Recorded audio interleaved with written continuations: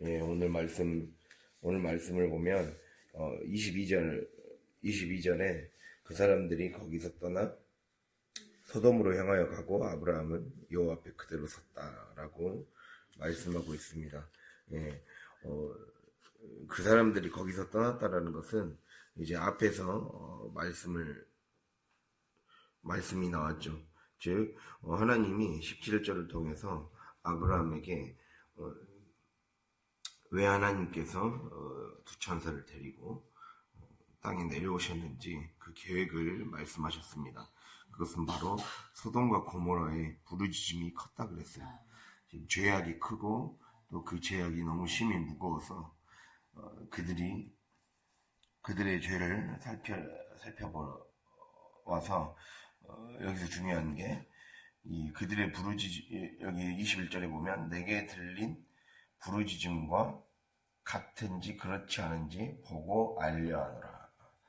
그래서 우리가 이 안다라는 것은 하나님의 관점에서 안다와 모른다는 즉 관계와 하나님과 관계를 맺고 있느냐, 하나님과 관계를 맺고 있지 않느냐, 그러한 차원의 문제라고 할 수가 있습니다.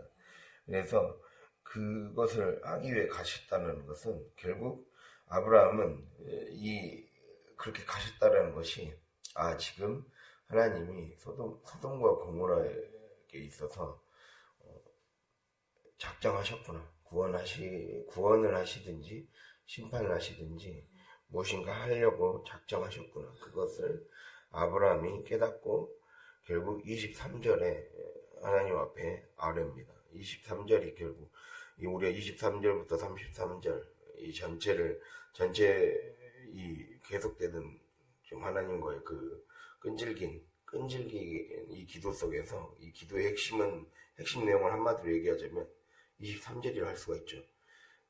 주께서 의인을 악인과 함께 멸하려 하시나이까. 이게 오늘 말씀의 중요한 주제라고 할 수가 있습니다. 주께서 의인을 악인과 함께 멸하려 하시나이까. 이렇게 하나님께 끈질기게 매달려서 기도하게 됩니다. 여기서 그 22절에 여호와 앞에 그대로 섰다라는 말이 그 끈질기게 하나님 앞에 버티고 서서 기도했다라는 말이라고 할 수가 있어요. 여호와 앞에라는 표현 자체가 이 지성소 앞에 하나님 앞에 들어가서, 그러니까 성소 앞에 하나님 앞에 나아가서 하나님 앞에 서서 그분과 1대1로 독대했다는 뜻입니다. 독대에서 그대로, 여기서 그대로 섰다니라는 것 자체가 딱 끈질기게 나가지 않고 그 기도의 자리를 뜨지 않고 버텨서 끈질기게 기도했다라는 거예요. 이러한 여호와 앞에 그대로 섰다니라는 말 자체의 뜻 안에 이미 우리가 어떤 자세로 기도해야 되는가를 보여주고 있죠. 끈질기게 기도하는 거, 끈질기게 하나님 앞에 매달리는 거, 그 기도의 태도, 그것이 곧 아브라함을 결국 하나님 앞에 의인으로 서게 만들었다라는 것을 우리가 볼 수 있다는 겁니다. 그래서 이 아브라함의 태도를 통해 하나님은 결국 우리가 여기서 이 아브라함의 태도를 통해 하나님은 결국 이 말씀을 하시죠. 32절 계속된 기도의 씨름을 통해 내가 신명으로 말미암아 멸하지 아니하리라 라고 하죠. 근데 우리가 이제 바로 이어지는 19장에 롯이 나오고 롯의 이야기가 나온다는 것은 롯 한 명을 제외한 다른 사람은 다 완전히 그 심판을 받게 됩니다. 심지어 아내까지도 심판을 받게 되고 이 간접적으로 두 딸들이 큰 친상간을 통해 그 자식들을 낳게 되죠. 그것 또한 결국에는 심판의 결과라고 할 수가 있습니다. 그 친상간을 통해 낳게 된 그 모압과 암몬은 결국에는 나중에 이스라엘의 역사가 시작됐을 때 가장 이스라엘을 지독히도 괴롭히고 힘들게 했던 민족이 되죠. 결국 그때 뿌린, 그때 믿음으로, 그때 믿음으로 취하지 않았던 롯의 그 회색지대 같은 그 신앙이 결국 후에 그런 열매로 되돌았다는 것을 볼 수가 있어요. 이 회색 분자 같은 신앙. 이거에 대해서 이제 다음 주에 보게 될 것인데, 결국에는, 결국 그래도 롯이라도 남게 된 것은 바로 아브라함의 기도 때문이라는 거예요. 그것을 말씀드리는 겁니다. 오늘 그걸 통해서 우리가 하나님이 그러면 내려가게 된 것, 즉 그 사람들이 거기서 떠나 이제 소돔으로 내려가게 되는 그 장면에 대해서 우리가 깊이 생각해 볼 것들이 있습니다. 즉 그 사람들이 거기서 떠나 소돔으로 향하여 갔다라는 말 속에 우리가 살펴볼 수 있는 두 가지의 그 메시지를 함께 살펴보고자 합니다. 하나님은 첫 번째는 하나님은 악은 하나님과 공존할 수 없다는 겁니다. 악은 하나님과 공존할 수 없다. 함께 할 수가 없다라는 거죠. 예, 하나님께는 하나님의 본성은 하나님은 이 악을 모르신다라고 말을 하고 있죠. 악을 모르신다라는 말은 악과 관계하지 않으신다라는 거예요. 즉 선과 악은 영적으로 공존할 수가 없다는 겁니다. 그럼 우리가 이제 그 선과 악을 어떻게 생각을 해야 되느냐? 제가 하나 질문해 볼까요? 하나님이 악을 창조하셨을까요?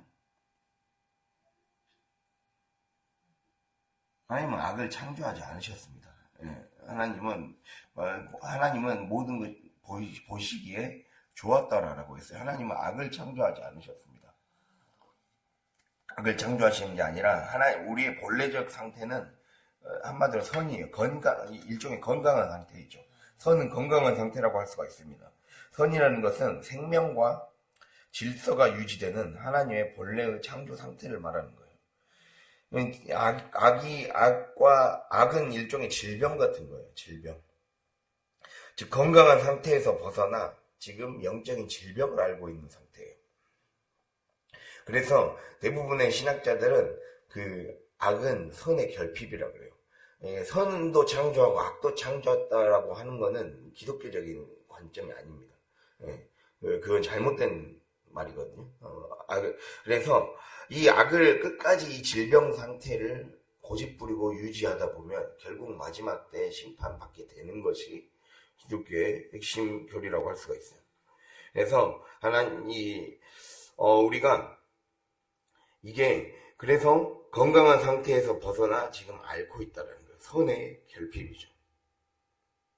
그래서 하나님은 우리가 이걸 생각을 해야 돼요. 그럼 우리가 왜 하나님은 악을 그대로 놔두시는가라는 거예요. 악을 그대로 놔두시는가? 그런 거 생각해 본 적 없습니까? 왜 하나님은 악을 그대로 놔두시는가? 우리가 이걸 생각을 해야 돼요. 이 악이 어떻게 들어왔죠? 인간의 죄 때문에 타락해서 들어오게 됐어요. 결국 그 영적인 질병에 걸리게 됐죠. 즉 하나님과의 관계가 단절되게 됐습니다. 그 상태는 그럼으로 인해 그럼으로 인해 지금 이 시간은 마치 밀과 가라지가 공존하는 것 같아요. 밀과 가라지가 공존하는 거. 근데 우리가 성경에서 예수님께서 밀과 가라지의 비유를 드신 적이 있습니다. 그러면서 이 가라지를 어떻게 하길 원하십니까? 지금 뽑아버리겠습니까? 그러니까 가만두라라고 말씀합니다. 자라날 때까지 두다가 그때 추수 때 뽑아버리자라고 말씀하죠. 이 말은 오늘날의 시대를 얘기하는 겁니다. 우리가 이 하나님은 일종의 우리를 위해 그 집행유예를 하신 거예요. 집행유예.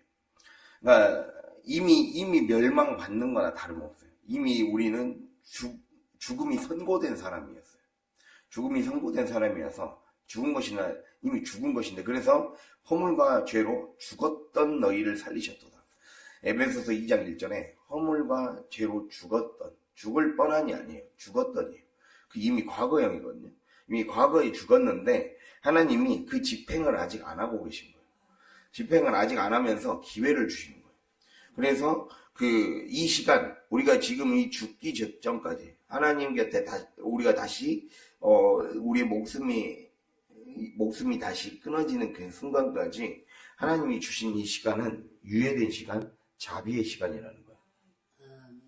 그래서 예외적인 허용을 하신 거예요. 예외적인 허용과 유예의 시간이라고 할 수가 있습니다.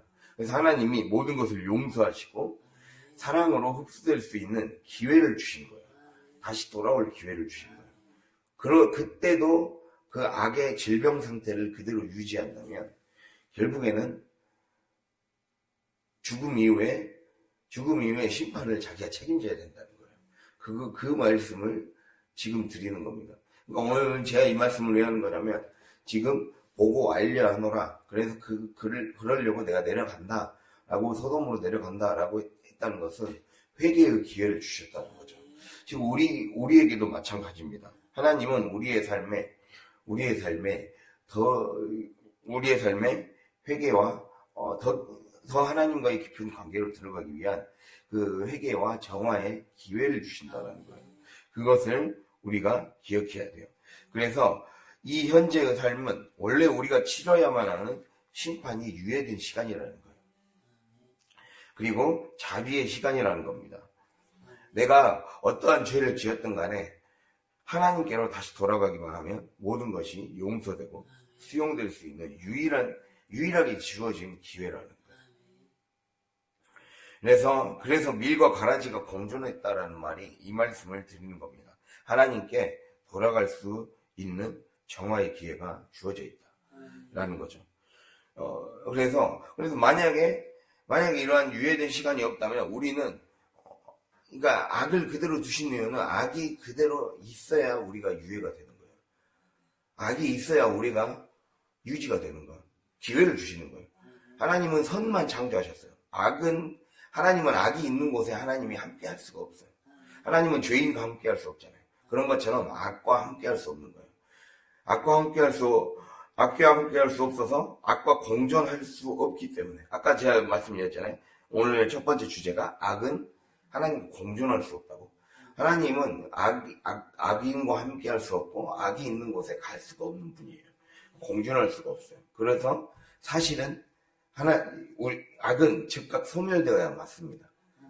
악은 즉각 소멸되고 심판받아야 맞아요. 그러나 하나님이 기회를 주셨다는 거예요.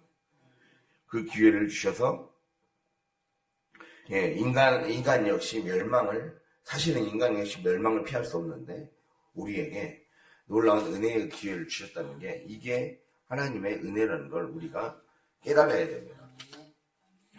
그래서 반드시 기억해야 됩니다. 우리가 심판의 때는 결국에는 그 유예 기간이 끝나고 자신이 선택한 그 궤도에 따라서 대가를 치르게 돼요. 대가를 치르는 날이 결국은 오게 된다는 거예요. 외상값을 살고 있는 거예요. 외상값을 살고 있는 걸 우리가 살면서 하나님을 믿음으로 그 반응을 해야 돼요. 반응을 하고 그 믿음의 길을 걸어가야 결국에는 우리가 천국으로 되돌아갈 수 있는 그 기회가 생긴다는 걸 기억해야 됩니다. 그래서 하나님을 모르는 자는 영원히 무질서와 고통 속에 갇히는 지옥의 삶을 살게 된다는 것. 우리가 기억해야 된다는 겁니다. 그래서 이게 하나님의 존재 방식이라고 할 수가 있어요. 악은 하나님과 존재할 수 없다. 공존할 수 없다. 그것이 이제 이게 자연스럽게 이어지는 게 그러면 악은 하나님과 공존할 수 없는데 우리가 아까 악은 하나님과 공존할 수 없어서 하나님은 악이 있는 곳에 갈 수가 없고 죄인이 있는 곳에 우리가 시편 1편에 그 말씀도 있잖아요. 복 있는 사람은 죄인의 길에 서지 않는다 했어요. 복 있는 사람도 그렇게 서지 않으려고 하는데 하나님은 애초부터 악과 죄인과 공존이 불가능한 분이에요. 그런데 하나님이 내려가셨다 그래요. 그런데 하나님이 그곳에 가셨다 그래요. 예수님이 죄인이 있는 곳에 오셨잖아요. 인간이 되셨잖아요. 그럼 내려왔다는 걸 어떻게 이해해야 되는 거예요? 이게 앞뒤가 안 맞네요. 하나님 어떻게 내려오시지? 그걸 우리가 이해해야 된다는 거예요. 이거를 자기 비움이라고 그럽니다. 그 헬라어로 그리스어로 케노시스라고 그럽니다. 자기 비움. 이거에 대해서는 빌립보서 전에 고린도후서 8장 9절을 먼저 보겠습니다. 고린도후서 8장 9절.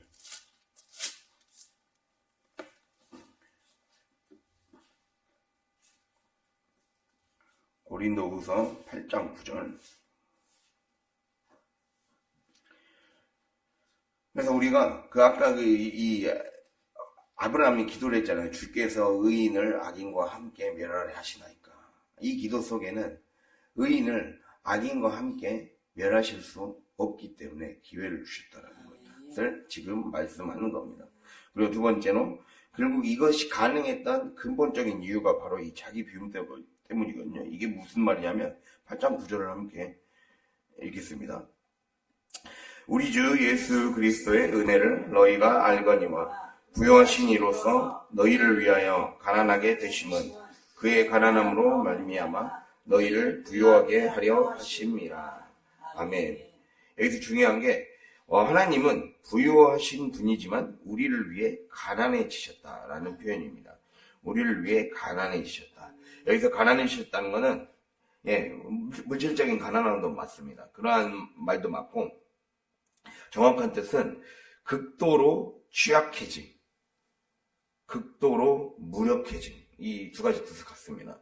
뭔가가 취약해진다는 것, 첫 번째로 극도로 취약해졌다는 것은 뭔가가 취약하다는 것은 어떤 사람이 취약하거나 연약하다는 것은 상처받기 쉽고 공격받기 쉽고, 그래서 그 말은 물리적으로나 정신적으로나 감정적으로나 쉽게 다치기 쉽고 다른 사람의 비판이나 어떤 질병 그리고 어떤 자연재해 이런 것에 다른 사람들보다 더 많이 노출된 상태에 있었다는 거예요. 그런 말씀을 뜻을 갖습니다. 즉 우리를 부요케 하시기 위해 주님께서 상처받기 쉬운 곳에 상처받는 영혼이 되셨다라는 거죠. 공격받기 쉬운 자가 되셨다는 거예요. 그 얘기를 말씀합니다. 그래서 그리고 무력해지셨다는 거예요. 하나님은 능력이 있으신 분이지만 스스로 능력을 포기하셨습니다. 무력하다는 것은 도움을 줄 수 없다는 거거든요. 그리고 스스로 행동할 수 없다는 거예요.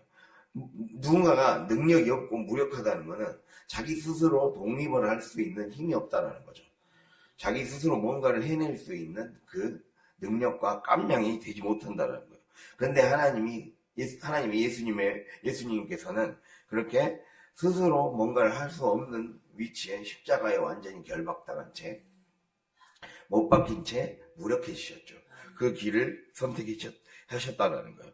그래서 예수님께서는 육체적 허약함과 질병, 이 가난해지셨다 속에는 이렇게 육체적인 허약함과 질병, 그리고 두려움과 염려, 그리고 죄의 영향을 받기 쉬운 이러한 육적 존재가 되셨다라는 말을 하고 있는 겁니다. 즉 하나님이 그렇게 인간이 되셨다는 거예요. 인간이 되셨다는 거는 인간이 꼭 그런 존재잖아요. 인간은 가난한 존재예요.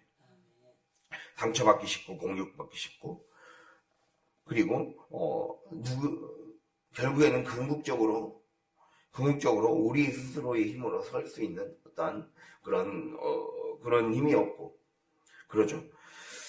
그러한 분인데, 그러한 존재가 인간인데, 그렇게 하나님이 인간을 구원하기 위해 하나님이 스스로 가난해지셨다는 거죠. 그것이 이 기독교의 신비라고 할 수가 있습니다. 이 기독교의 신비. 하나님이 우리를 구원하기 위해 하나님이 자발적으로 자신의 권위를 포기하셨다는 거예요. 그것을 우리에게 말씀하고 있습니다. 그렇게 하면 그의 가난하심으로 말미암아 너희를 부요하게 하려 하심이라. 영적인 풍요로 우리에게 영적인 풍요를 선물로 주기 위해 오셨다는 거예요. 그렇다면 이거에 대해서 조금 더 우리가 더 풀어서 설명하는 말씀 구절이 있거든요. 빌립보서 2장 6절을 이하를 보겠습니다. 빌립보서 2장 6절부터 8절.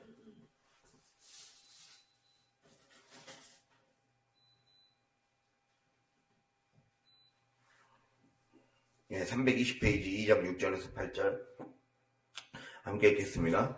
그는 근본 하나님의 본체시나 하나님과 동등됨을 취할 것으로 여기지 아니하시고 오히려 자기를 비워 종의 형체를 가지사 사람들과 같이 되셨고 사람의 모양으로 나타나사 자기를 낮추시고 죽기까지 복종하셨으니 곧 십자가에 죽으심이라. 아멘. 하나님이 하나님이 가난이셨다는 게 도대체 어느 정도의 그 무게감을 갖는가. 그래서 우리는 어떤 마음을 가져야 되는가. 이걸 적용해 보기 위해 우리가 먼저 이걸 살펴보자는 거예요. 먼저 첫 번째로 그는, 즉 예수님은 근본 하나님의 본체셨다는 거예요. 원래 하나님의 본질상 하나님이었다는 거예요. 그것을 지금 말씀하고 있습니다. 지금 이 신적 영광 가운데 있으신 분이었고, 그러나 예수님은 인간과 하나가 되셔서 모든 인간의 연약함을 담당하셨다는 거죠. 우리가 그래서 여기서 볼 수 있는 것은, 우리가 여기서 아까 제가 오늘 말씀의 첫 번째 큰 주제가 악은 하나님과 공존할 수 없고, 악은 하나님과 공존할 수 없어서 공존할 수 없는데 어떻게 하나님이 내려오셨는가? 이 내려오심이 곧 자기 비움이라는 거거든요. 자기 비움은 다른 말로 하나님이 가난하셨다는 거예요. 그래서 이 자기 비움을 다른 말로 가난하신 하나님이라는 표현을 갖습니다. 가난하신 하나님. 하나님이 가난해지신 것. 이 자기 비움의 원리가 있습니다. 자기 비움의 작동 방식. 첫 번째는 예수님은 본성상 하나님이었다는 거예요. 즉, 본래 모든 것에 자신을 내어주시는 가난하신 분이라는 거예요. 하나님의 속성은 본래 모든 것에 자신을 내어주시는 가난하신 분이다. 라는 거예요. 이걸 왜 말하는지를, 제가 이 말씀을 왜 드리는지를 설명해 드릴게요, 나중에. 본래 모든 것에 자신을 내어주시는 가난하신 분이고, 스스로 다른 사람 위에 군림하지 않으시는 분이 하나님의 속성이라는 거예요. 자신의 전부를 내어주시기 때문에. 하나님은 자신의 전부를 내어주시는 분이라는 거예요. 지금 우리 인간을 구원하기 위해 자신의 모든 그 속성을 다 버리고 내어주시는 거예요. 우리를. 그것을 말씀하고 있습니다. 그래서 하나님은 성품상 자기 중심성이 없다는 거예요. 그러니까 이 죄의 본질은 우리가 어제도 말씀드렸듯이 하마르티아를 말씀드렸듯이 땅의 시선이 처박혀 있는 상태예요. 즉 자기 중심성. 너무 자기 중심적인 삶의 그 궤도에서 벗어나지 못하는 상태가 죄란 말이에요. 근데 하나님은 죄와 공존하지 않으시고 예수님은 죄가 없으신 분이라는 것은 자기 중심적인 성품이 전혀 없다라는 거예요. 자기 중심성이 없다. 그래서 이러한 분인데 이렇게 하나님으로서 누릴 수 있는 모든 특권과 지위와 능력을 가지고 계시는 분인데 중요한 게 여기 6절에 그는 근본 하나님의 본체시나 이게 중요한 거예요. 원래 원어의 좀 뉘앙스는 뭐냐면요. 본체이시기 때문에 우리가 이걸 딱 연결해서 읽어보면 되게 이상한 표현이 나와요. 그는 근본 하나님의 본체이시기 때문에 하나님과 동등됨을 취할 것으로 여기지 아니하셨다. 말이 안 맞아요. 말이 안 맞아요. 우리 인간의 상식에서 말이 안 맞아요.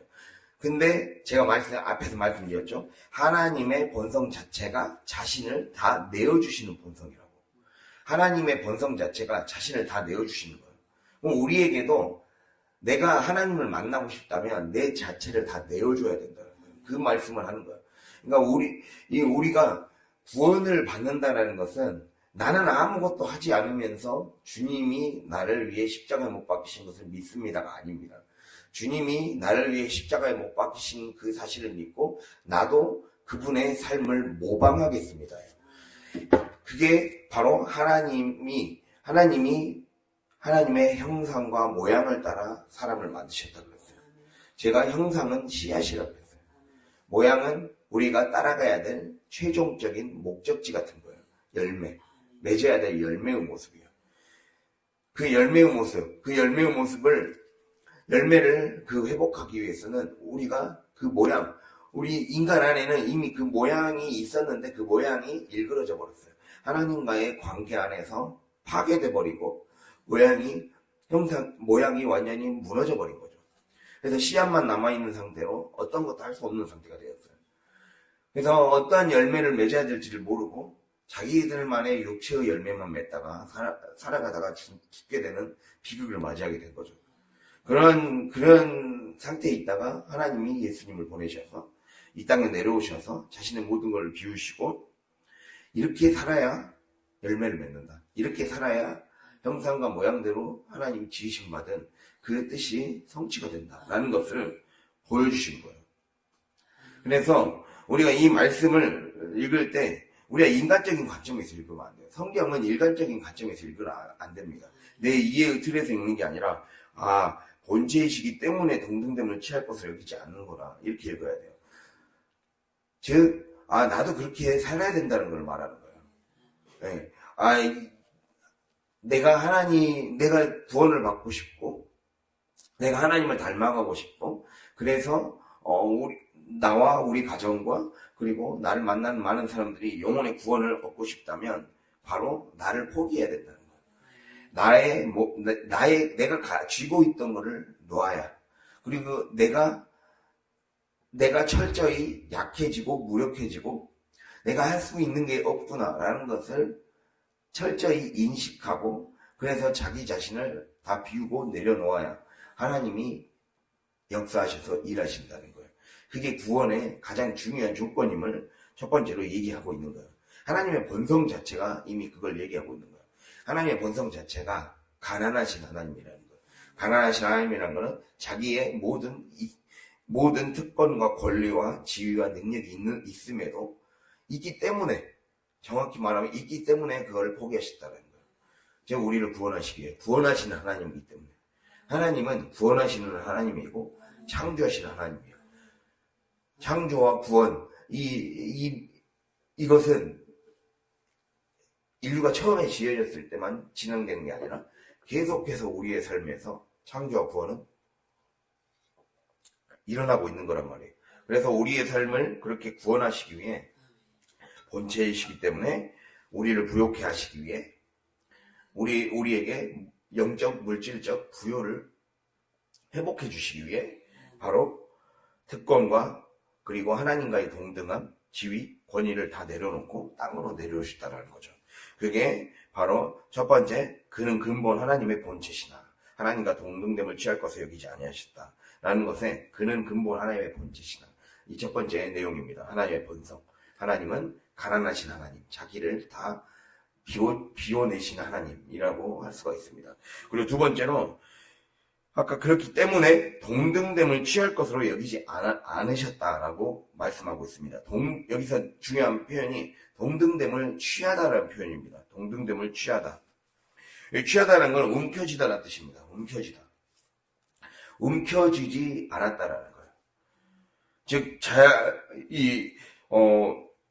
다른 말로 전리품처럼 여기지 않았다는 겁니다. 전리품처럼 여기지 않고 움켜쥐지 않았다는 거예요. 그러니까 우리가 삶에서 여러분이 기도가 응답되고 복받고 그 복의 과정을 통해 복받으려고 예수님을 믿는 게 아니라 구원받기 예수님을 믿잖아요. 그 구원의 과정 가운데 후수적으로 얻게 되는 게 일종의 전리품이 복이에요. 그 전리품을 받는다는 거예요. 근데 그 전리품을 움켜쥐지 않았다는 거예요. 그게 나의 것이 아니잖아요. 하나님이 주신 거잖아요. 하나님이 이미 주신 것들을 내 것으로 주장하지 않았다는 거예요. 하나님이 주신 자녀들을 내 것으로 주장하지 않았다는 거예요. 하나님이 나에게 주신 시간과 물질과 여건, 환경을 내 것으로 주장하지 않았다는 거예요. 그것을 지금 말씀하고 있습니다. 움켜쥐지 않았다. 그게 근데 우리가 2장 5절을 읽지는 않았지만 너희 안에 이 마음을 품으라 그랬어요. 이 마음을 품으라. 이 마음을 품으라는 것은 이런 생각, 예수님의 이 생각, 하나님의 이 성품, 하나님의 사고방식이 너의 삶에 자리 잡게 만들어라 이 뜻이거든요. 너의 삶에 자리 잡게 만들어라.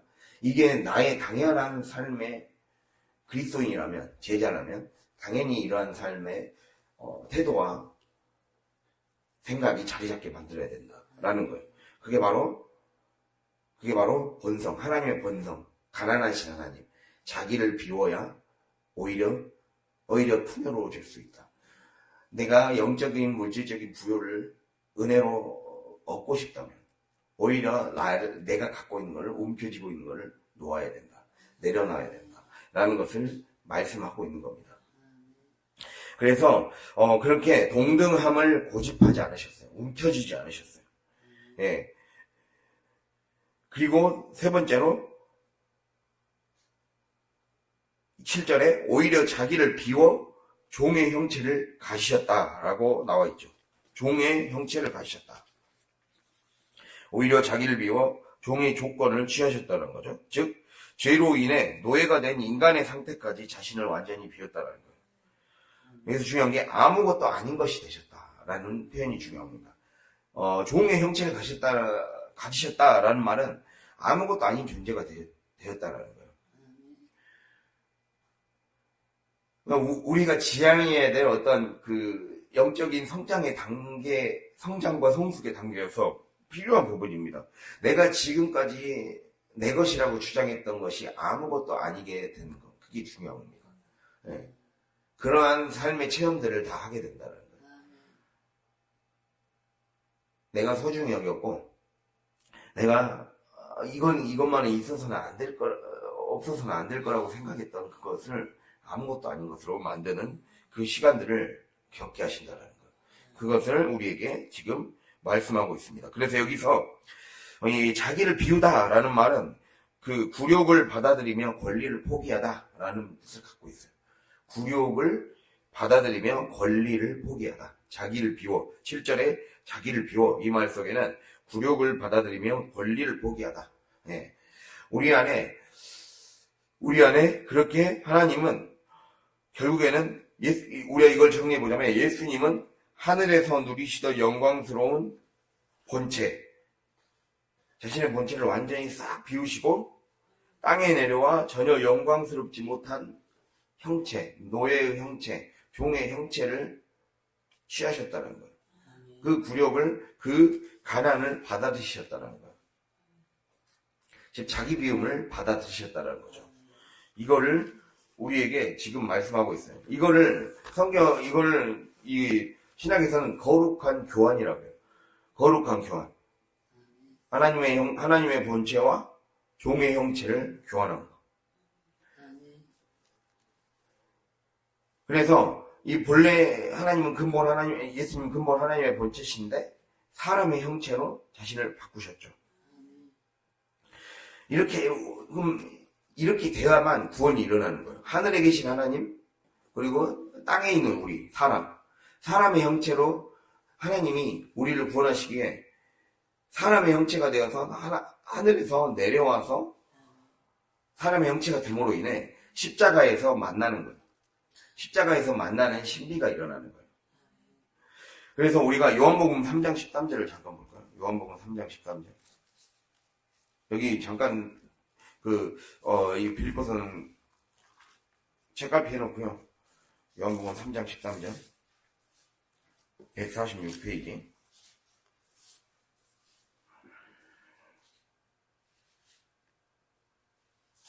3장 13절 3장 13절에서 15절 함께 읽겠습니다. 하늘에서 내려온 자 곧 인자 외에는 하늘에 올라간 자가 없느니라. 모세가 광야에서 뱀을 든 것 같이 인자도 들려야 하리니 이는 그를 믿는 자마다 영생을 얻게 하려 하심이라. 아멘. 그래서 우리가 여기서 중요한 게 하나님이 인간이 되신 거예요. 인간이 되신 거는 여기서 보면 하늘에서 내려왔다. 그 하늘에서 내려온 자가 인자, 즉 예수님밖에 없는데 그렇게 내려온 이유를 얘기하고 있어요. 그건 바로 마치 민수기 21장에서 모세가 광야에서 뱀을 들었을 때, 놋뱀을 매달았을 때 그 놋뱀을 보고 높이 들려진 장대 위에 세워진 놋뱀을 보고 그 놋뱀을 본 자마다 살아나잖아요. 다시 병이 고침받았잖아요. 그런 것처럼 모세가 광야에서 뱀을 든 것 같이 인자도 들려야 너희들이 영생을 얻을 수 있다는 거예요. 예. 우리가 이게 중요한 영적인 원리가 있습니다. 이 안에. 영적인 원리가 있는데 하나님이 내려오신 두 가지 목적이 있다는 거예요. 하나는 하강이고 하나는 상승이에요. 하강은 내려온다는 걸 하강이라고 그러잖아요. 그리고 상승은 올라가는 걸 상승이라고 그러고, 하나는 하강인데 그 하강은 알기 위해 내려오셨습니다. 알기 위해. 아까 우리가 처음에 창세기 본문 읽을 때 하나님이 소돔에 알기 위해, 즉 이 우리의 약함을 아시고 친히 땅으로 내려오셔서 땅의 시선이 처박혀 있고 늘 땅밖에 모르고 나밖에 모르고 자기 중심성에서 못 벗어나는, 자기 가족에서 못 벗어나는, 그래서 구원받을 가능성이 전혀 없는 우리를 위해 우리의 약함을 불쌍히 여기셔서 내려오셔서 사람들과 같이 되신 거예요. 본래 하나님이셨던 분이 사람들과 같이 되셔서 약함을 동정하셨고, 그 약함을 자기 몸에 다 짊어지고 다시 골고다 언덕을 올라가잖아요. 그래서 십자가로 올라가셨죠. 그렇게 하니까 하나님이 그 십자가의 죽음을 완성하니까 결국에는 다시 하늘로 승천하시잖아요. 그러니까 그 하강과 상승이라는 거예요. 그래서 하강은 알기 위해, 즉 연약한 인간과 관계 맺기에 오셨다는 거예요. 그리고 상승은 짊어지기에 오신 거예요. 죄의 무게를 짊어지기 위해 자기를 낮추시고 죽기까지 복종하신 거죠. 즉 이 말은 짊어지셨다는 건 이게 신앙인들이 우리가 걸어가야 될 길을 말하는 거예요. 내가 하나님을 깊이 만나고 내가 하나님 안에서 변화되려면 내가 내려가야 돼요. 내가 나를 비우고 쭉 밑으로까지 내려가야 돼요. 그리고 다시 그 안에 내 안에 내 속에 있는 그 추악하고 더러운 죄의 짐들을 들고 하나님 앞에 들고 다시 올라가야 돼요. 그 과정이 어떠한 삶의 방식으로 나타나냐? 우리의 삶의 시련으로 나타나요. 시련으로. 이해가 됐습니까? 그게 우리의 삶의 시련의 모습으로 나타난다는 거예요. 하나님의 그걸 통해 우리를 단련시키는 거예요. 시련의 모습. 즉 자기 비움의 시간을 하는 거예요. 연약함을 마주하는 시간. 자신의 연약함, 자신의 죄됨과 연약함을 마주하는 시간이 바로 하강의 시간이에요. 그래서 이때 나를 비우지 않고 내 생각이 계속 갇혀있으면 우리 안에 우리가 삶에서 겪는 고난, 삶에서 겪는 문제, 이러한 것은 늘 나를 힘들게 하는 시련, 문제거리로만 여겨지게 된다는 거예요. 그러면 자꾸 하나님의 이끄심을 저항하고 내려가려고 하지 않고 버티고 그냥 그 자리에 주저앉아만 있으려고 할 거라는 거예요. 너는 세상을 그리워하면서 롯의 아내처럼 뒤를 돌아보거나 자꾸 과거를 아쉬워하게 되고 그러한 존재로 살게 될 거라는 거예요. 반드시 우리는 이러한 과정을 거치게 된다는 거예요. 내가 우리의 삶이 진정한 구원과 은혜와 축복으로 나아가기 위해서는 내가 밑으로 내려가야 돼요. 밑으로 내려가서 끄집어내서 안에 있는 모든 쓰레기들을 다 들고 올라오는 시간을 가져야 된다는 거예요. 그래서 하나님이 그 쓰레기 처리를 하기 위해 우리의 삶에 시련이라는 문제, 가정의 여러 가지 가정 불화, 시련, 개인적인 시험, 문제거리, 막 수많은 환경과 여건과 사건을 통해 우리를 지금 녹화하고 계신 거예요. 낮아지라고, 자기를 비워내라고. 그게 주님이 우리에게 말씀하는 거예요. 그래서 아까 하강 상승이라 했죠. 짊어지고 골고다 언덕을 오르는 예수님처럼 그 자기 십자가를 지고 나를 따르는 거예요. 그래서 누구든지 나를 따라오려거든 자기 십자가를 지고 나를 따라오라고 그랬어요. 자기 십자가를 지고 따라오는 거예요. 그렇게 따라올 때 주님이 같이 그 십자가를 져주시는 거예요. 주님이 같이 그 십자가를 져주면서 그 자기를 비우는 그 과정을 통해 내가 내 마음의 문을 열어 하나님을 그때 모시게 되는 거예요. 그때 모시게 되면서 동일한 고통이 결국 하나님을 만나고 내가 짊어지는 그 시간을 겪으면 하나님께 나를 맞추게 되기 때문에 그것은 나를 단련하게 되는 시간이 된다는 거예요. 그래서 우리가 이거를 누구에게나 하나님이 요구하신다는 거예요. 믿는 자들에게 상승을 요구하세요. 하강과 상승을 요구하세요. 너의 철저히 약해져야 된다. 철저히 너의 약함을 마주하고 그리고 시련을 통과해야 된다.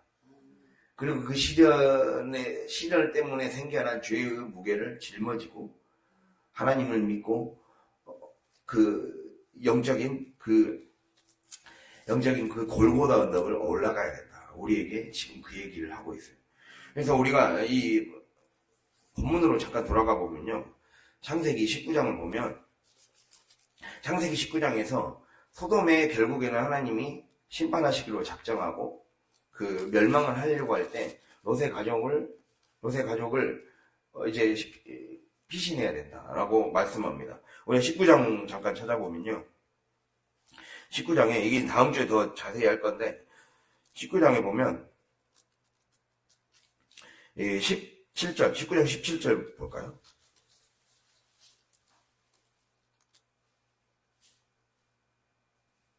19장 17절 보면 이 말씀이 써져 있죠. 그 사람들이 그들을 즉 롯의 가족, 제가 읽어할게요. 그냥 눈으로 보시면 돼요.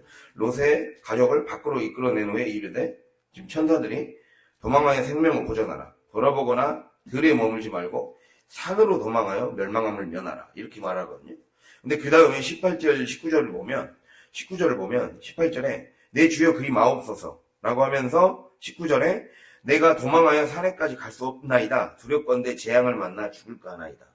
라고 하면서 소알이라는 그 소돔과 비슷한 환경의 또 다른 대체 도시를 찾아요. 그래서 그곳으로 가버려요. 그러니까 오히려 더 문제가 심각해져요. 그런 얘기가 생기거든요. 우리의 신앙의 모습을 보여주고 있는 거예요.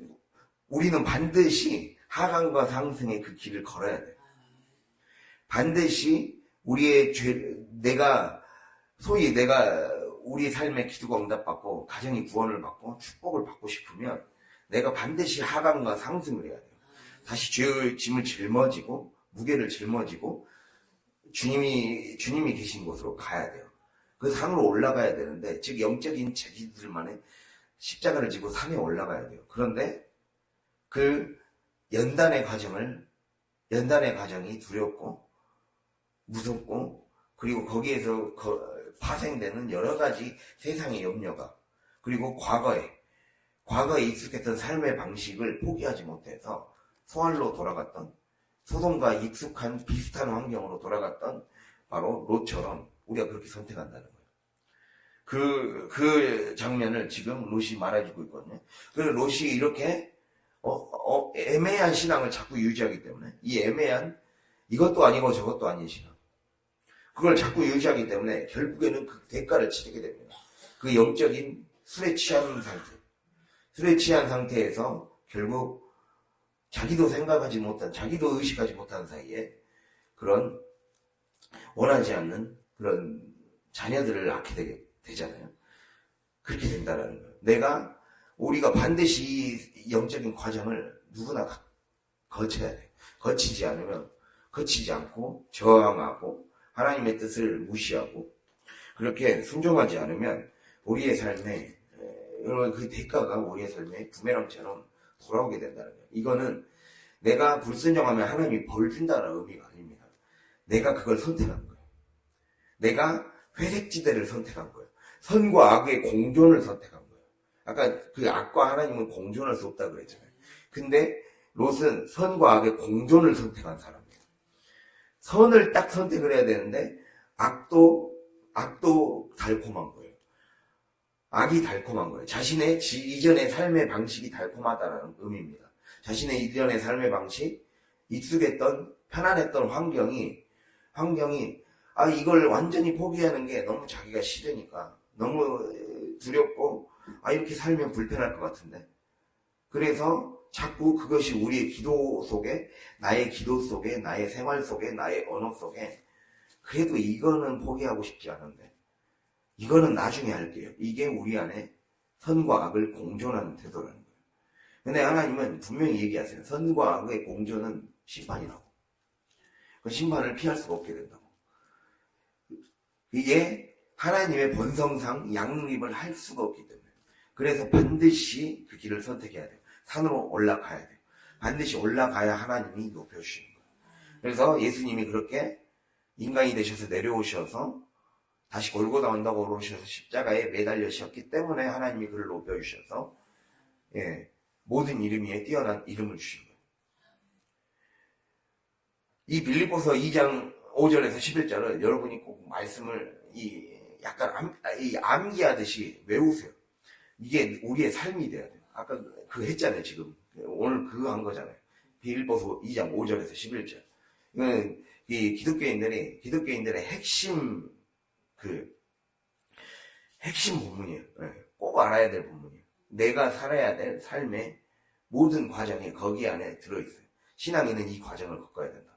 내 삶이 모든 이름 위에 뛰어난 이름을 예수님이 주셨듯이 우리의 가정이, 내 삶이 정말 많은 사람들에게 하나님 앞에 영광을 돌려드리고 많은 사람들에게 빛과 소금의 역할, 빛난 별과 같은 역할을 감당하려면 반드시 하강과 상승의 이 과정을 거쳐야 된다. 이거를 오늘 꼭 기억할 수 있기를 바랍니다. 그렇게 됐을 때 주님이 우리의 삶을 놀라운 은혜로 회복시켜 주시고 축복해 주신다는 거예요. 정리해 보겠습니다. 하나님은 우리에게 이렇게 유예의 기회를 주셨어요. 선과 악이 뒤섞여 사는 이 세상 가운데서 빨리 회개해라. 반드시 결국에는 책임을 물을 시간이 온다는 거예요. 결산을 물을 시간. 악과 선이 공존할 수 없다고 말씀드렸듯이 결국에는 내가 온전한 하나님의 계획표, 하나님의 여러분을 향한 섭리와 계획과 뜻, 그것에만 나를 완전히 맞추기 위해 나를 완전히 비워내야 돼요. 그 비워내서 나를 완전히 하나님의 선으로만 채울 그 시간의 기회를 주신 거예요. 그 기회를 주셨는데도 이걸 깨닫지 못하고 계속 악의 공존, 내 방법의 공존을 선택하면 결국에는 롯과 같이 자기 말고는 주변에 남은 사람이 하나도 없을 정도로 다 데려가 버린 그런 비극을 맞이하게 됩니다. 여러분이 이걸 꼭 기억하게 되면서 우리가 이 롯의 그 아픔을 마주할 수밖에 없는 그러한 삶을 살기 원하지 않으신다면 우리가 회개해야 됩니다. 내가 방향을 완전히 돌려야 돼요. 애매하게 돌리면 안 돼요. 애매하게 돌리지 말고 나를 완전히 돌려서 완전한 선을 선택해서, 그래서 회개는 단순히 후회만 하는 게 아니라 완전히 나의 태도를 바꾸는 거예요. 삶을 향한 태도, 내가 이렇게 살면 안 되겠구나. 내가 사는 길을 선택해야 되겠구나. 이 태도를 완전히 전환하고 나를 제대로 자각해서 완전히 비워내야 됩니다. 그렇게 될 때 하나님이 우리의 삶을 열어가시고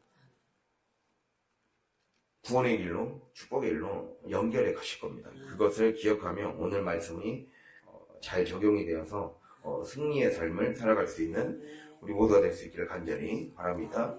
기도하겠습니다.